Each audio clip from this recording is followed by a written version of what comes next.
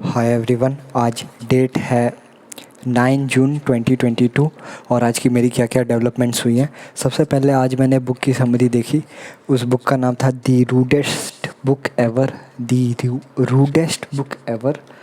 तो इस बुक में क्या था, बहुत सारी जो चीज़ें हम अपनी डे टू डे लाइफ में बहुत ही लीनियंटली ले लेते हैं, उन चीज़ों के बारे में फैक्ट्स एंड फिगर्स दिए हुए गए थे उस बुक के बारे में।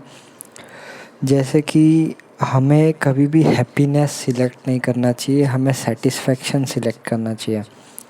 कहने का मतलब, अगर आपके पास दो ऑप्शन हो कि आप अपने दोस्त के साथ पार्टी कर सकते हैं, वीकेंड में गैदरिंग कर सकते हैं, और दूसरा ये है कि आप आधा दिन पार्टी कर सकते हैं और घूम सकते हैं और आधा दिन अपनी इम्प्रूवमेंट्स और सेल्फ़ डेवलपमेंट में लगा सकते हैं।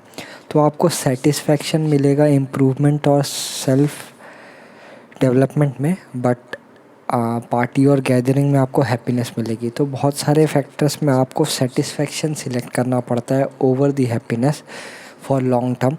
ये उस बुक में ये फैक्ट्स एंड फिगर्स दिए गए थे। और आपको अपने आप को एक नेशन के तौर पे देखना चाहिए और अपनी इमेज और वैल्यू एक नेशन के तौर पे बिल्ड करनी चाहिए। और हर एक पर्सन एक अलग अलग नेशन होता है, तो कंपेयर और कॉन्ट्रास्ट जब भी आप करते हैं तो ऐसा नहीं कि किसी एक पर्टिकुलर छोटी चीज़ से कंपेयर एंड कॉन्ट्रास्ट करेंगे। आपको पूरा पैकेज देखना पड़ता है और आपको अपने आप को एक अच्छा नेशन, एक अच्छा पैकेज बनाना पड़ता है। ये सारी चीज़ें उस बुक में थी। Admire never follow. और ये पॉइंट था कि एडमायर, आप किसी अच्छे व्यक्ति को देखते हो तो उसे आप एडमायर कर सकते हो, उसे फॉलो मत करो कि पूरा पॉइंट टू पॉइंट फॉलो करना है, क्योंकि हर एक पर्सन 100% सही नहीं होता और कोई भी पर्सन 100% गलत नहीं होता। उसकी अच्छी चीज़ें होती है, बुरी चीज़ें होती है। तो आप किसी की मैक्सिमम, जो अच्छा पर्सन है उसकी मैक्सिमम चीज़ें अच्छी होती है, तो उस पर्सन को एडमायर करके उसकी अच्छी चीज़ें देख के सीख कर के इम्प्लीमेंट कर सकते हो। और आपको ये भी देखना है कि आपको किस तरीके से सोचना है, पॉजिटिव, ऑप्टिमिस्टिक, ये सारी चीज़ें। और आपको उस बुक में ये था कि किसी का अप्रूवल नहीं लेना कि मेरे को मेरे समाज में जब तक लोग कुछ ऐसा बोलेंगे नहीं, ये वो। आपको एक आदर्श, एक आइडियल पर्सन, एक आइडियल जेंटलमैन जो काम करता है वो काम करने चाहिए, रिगार्डलेस ऑफ समवंस अप्रूवल की, किसी के अप्रूवल वगैरह पे। और मेरी डेटा एनालिसिस वाली कोर्स की जर्नी का 6 पार्ट कंप्लीट हो गया। 7th पार्ट के मैं हाफ में हूँ। तो इस 7 पार्ट्स में क्या क्या सिखाया गया आज। प्रोग्रामिंग सिखाई गई आर पाइथन पे। तो आर लैंग्वेज सिखाई गई। आर लैंग्वेज से आप क्या क्या यूज़ कर सकते हो। कल थोड़ा टैबलू वगैरह पे था, टैबलू और बार चार्ट्स वगैरह।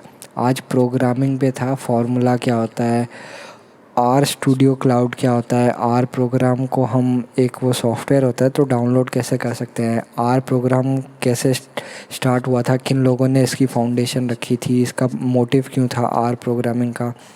उसमें पाइथन का भी यूज़ होता है, कुछ लोग पाइथन से भी डाटा एनालिसिस कर लेते हैं, बट गूगल के सर्टिफिकेट में आर प्रोग्रामिंग रखा हुआ है। इसके थोड़े पॉइंट्स मैं जहाँ तक समझ पा रहा हूँ वो ये है कि जो आर प्रोग्रामिंग है वो फ्री है, और इस पे ज़्यादातर चीज़ें क्या है कि पाइथन भी फ्री है, but R programming data science के स्पेशलिस्ट मान सकते हो आप। बट ऑफ कोर्स आप इससे सीख लें, ये शायद रिलेटिवली पाइथन से थोड़ी कुछ लेवल इजी होगी। ये सीख करके आप फिर पाइथन पे आ सकते हैं, पाइथन पे भी काम कर सकते हैं आप।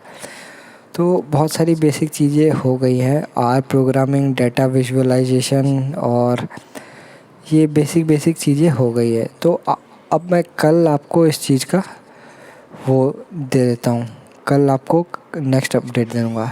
Thank you, have a nice day.